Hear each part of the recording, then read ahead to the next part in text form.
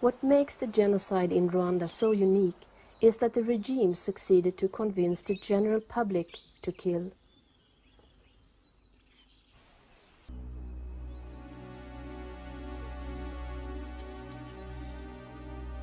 How could villagers kill their neighbors? And how could it be done with the blessings of the nation's bishops? And even with the support from European Catholicism and Christian Democrats. The Christian Democratic International (CDI) supported the regime before, during and after the genocide.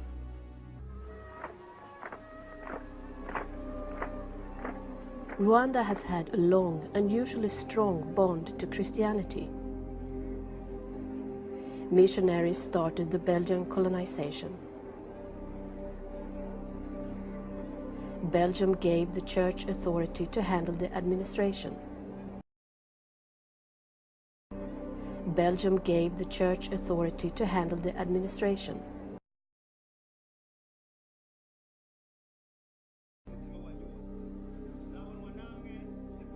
The Vatican focused on Rwanda because it was such fertile ground for Christianity.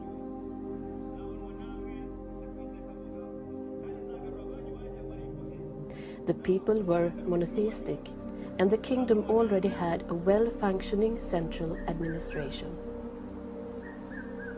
Other African colonies had many gods and poor administrations. With the church monopoly on education, the people were rapidly converted.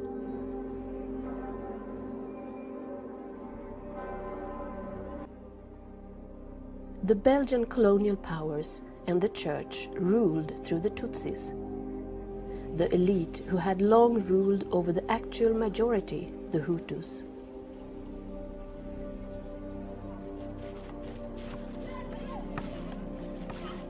The Tutsis retained many privileges. Some received higher education. But this led to thoughts of independence. Tension arose between the church and the Tutsis. As independence spread in Africa, the Tutsis turned to the east and contacted African revolutionary leaders. Et là, des gens parlaient de quoi? De communisme.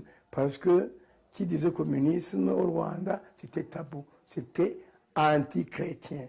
Pour la bonne raison d'ailleurs, Pie XI avait déjà condamné le communisme. Voilà.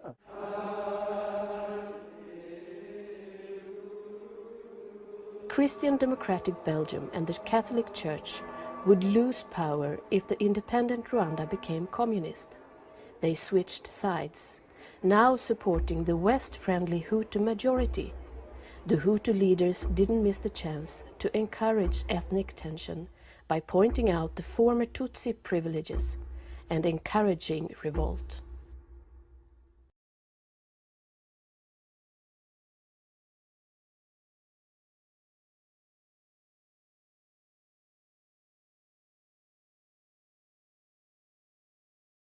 One Hutu leader and later president during the genocide was Theodore Sindikubwabo.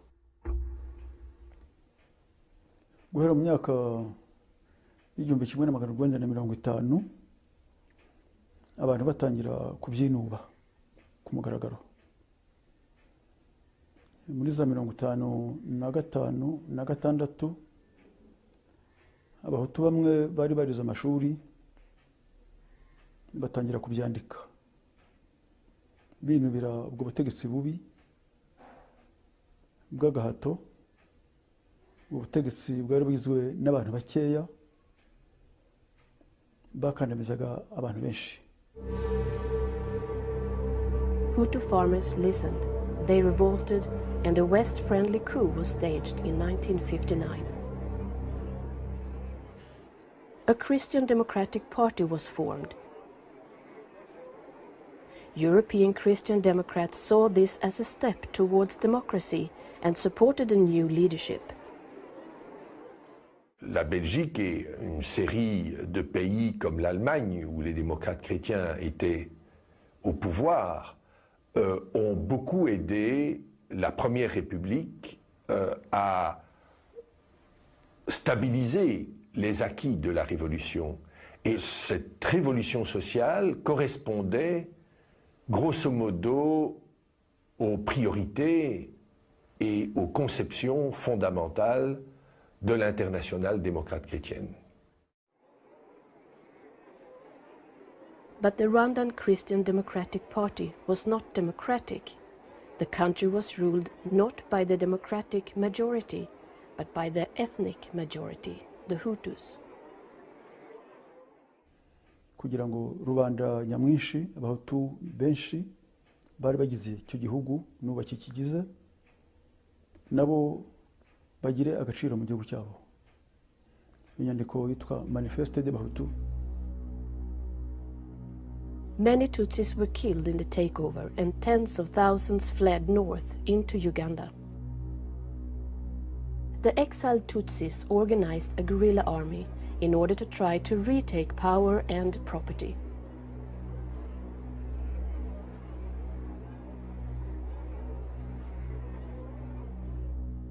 Archbishop André Parodin had influence even in the new regime.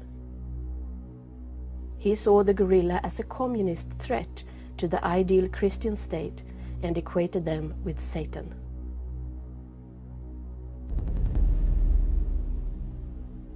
Donc vous, cette comparaison, le Hutu est très catholique, le Tutsi est communiste. Bitwa inyenzi. Inyenzi twari udutsiko tw'abasirikare babo bageragazaga gutera ngo bongere basubize ubutegetsi bwabo. Icyo gihe ntibabishoboye. Thousands of Tutsis were killed in retaliation. The regime, backed by the Belgian military, used religion as a tool. It cited the description of Tutsis as anti-Christian communists, adding that they were a race that God wanted driven out.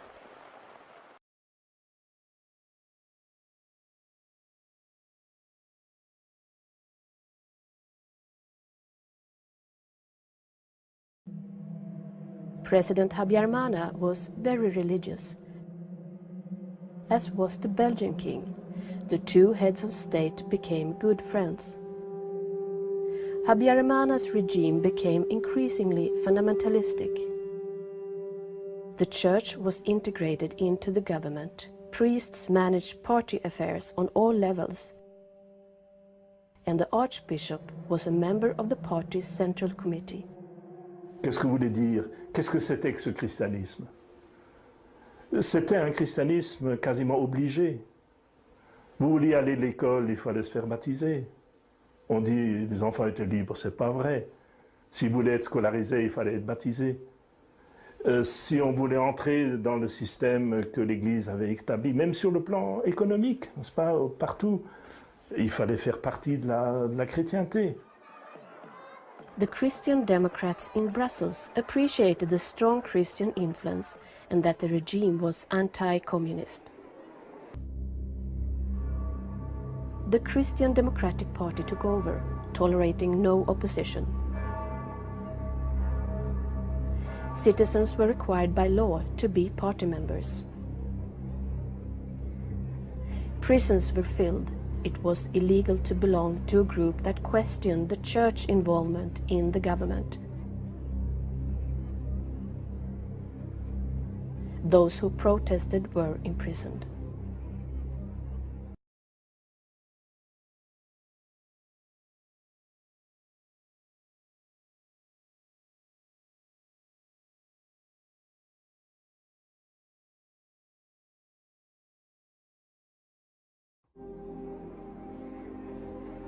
Belgian Prime Minister Wilfred Martens was the man behind Europe's Christian democratic politics.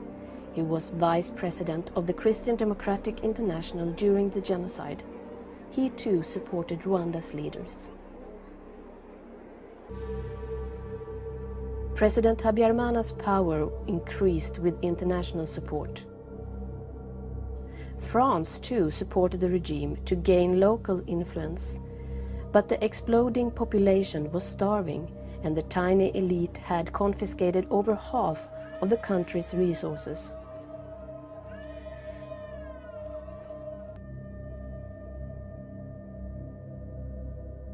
The Catholic Church, tempted by its new power, had done the same.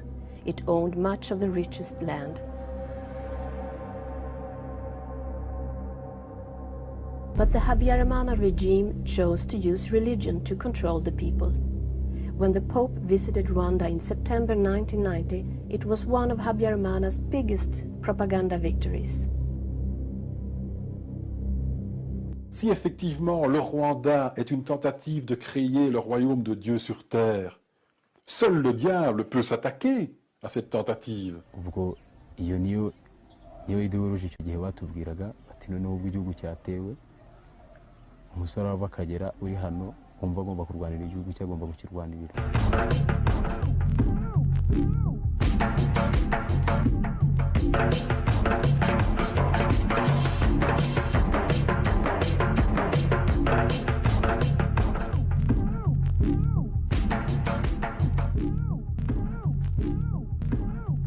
Ubwo intambara yarateye uko bagendaga bafata uko FPR yagendaga ifata ahantu niko natwe intambara yagendaga igenda iturambira buhoro buhoro ukabona abasirikare bari kugenda bacika intege.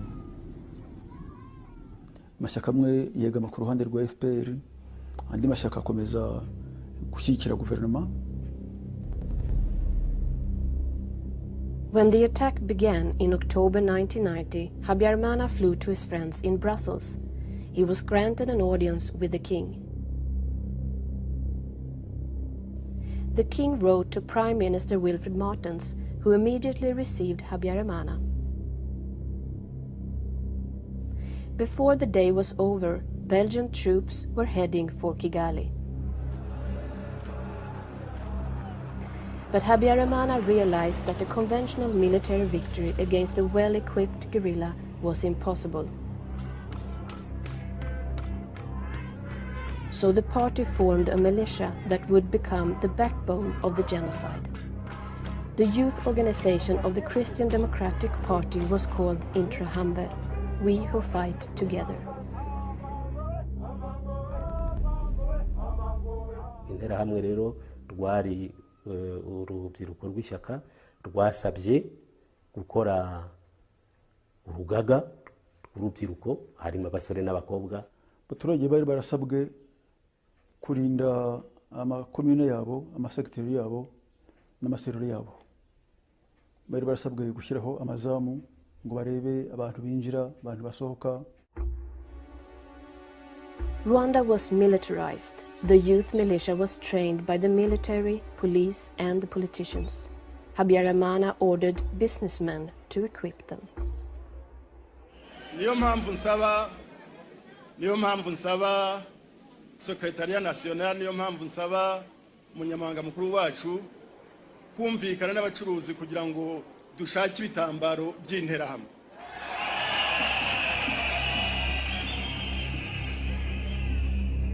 But they didn't just provide clothes. The businessman Felicien Kabuga imported machetes. The violence against the Tutsis escalated. Terrorism occurred openly, often after inflammatory party meetings. Soon, human rights organizations reported genuine massacres. The United Nations was also concerned and forced the regime to negotiate peace with the Tutsi guerrilla RPF in Arusha, Tanzania. With international support, the disaster might have been avoided. But the Christian Democratic International advised the regime not to sign any agreement of power sharing. The Tutsi guerrilla were still perceived as communists.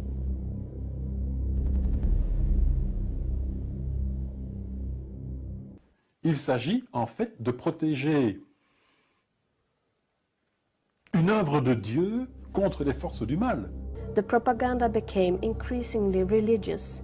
The regime-friendly press printed the Hutu 10 Commandments, which encouraged persecution of Tutsis in all parts of society.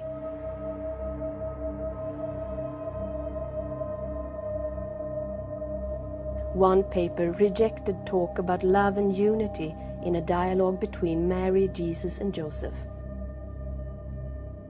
Habyarimana was portrayed in a bishop dress. The church also participated, describing the Tutsis as cursed by God. The Bible was often quoted in media and political speeches. One of the most well-known speeches was made by party leader Leon Mugesera on the radio.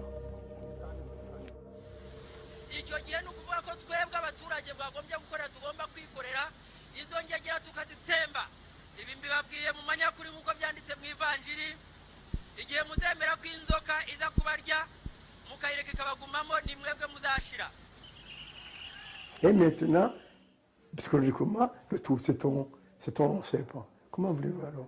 Ça n'a rien à faire. Vous tuez en disant que vous attaquez. Donc, c'est l'autodéfense. A few months before the genocide, a youth leader left Interahamwe and informed the world that the genocide was being planned. We find dozens of evidence in the archives from the foreign minister in Belgium, and this archives shows very clearly that not only Belgium had this information, but that this information was shared with the United Nations, the US, and France. None of the informed countries acted. On April 6, as he returned to Kigali, Habyarimana's plane was shot down. Everyone on board was killed. Just hours later, the most time-efficient genocide in history began.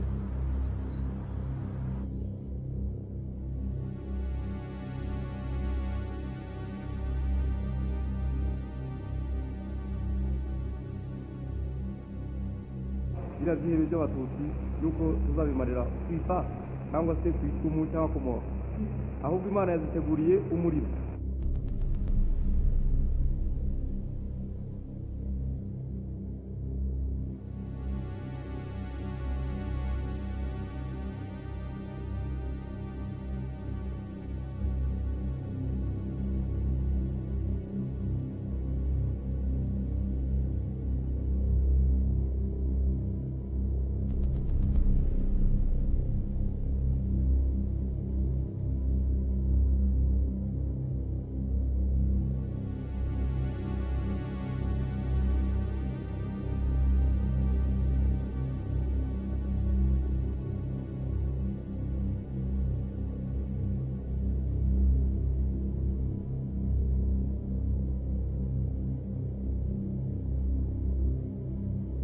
Everywhere, Tutsis were murdered.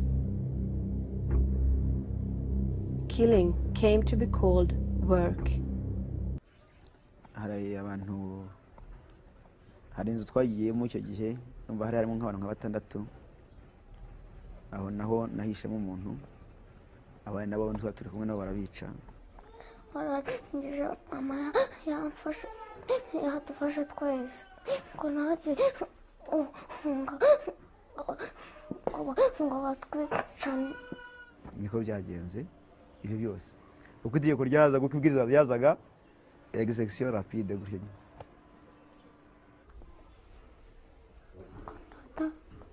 Batwirukana kuko natandi kumwe na mama cyangwa papa.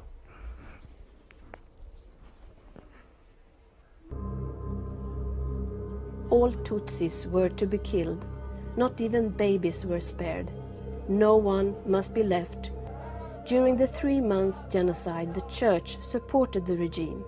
Rwanda's Catholic bishops wrote a document promising to obey and support the new president and his regime.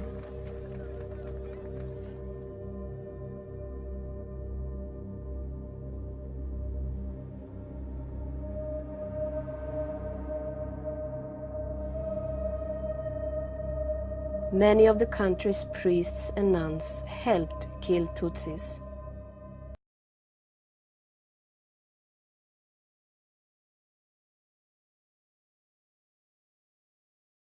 Christian Democrats in Brussels also supported the regime. Even in June, documents encouraged Europe's Christian Democrats to continue supporting their friends in Rwanda.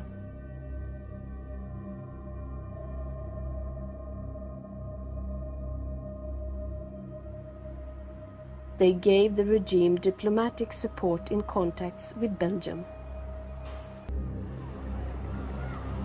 In July 1994, the Tutsi guerrilla defeated the genocidal regime, which fled to neighboring Congo, then called Zaire. 1 million people were dead, and 3 million were displaced. Several of the regime's leaders have now been convicted for genocide. No one from the Christian Democratic International has been charged.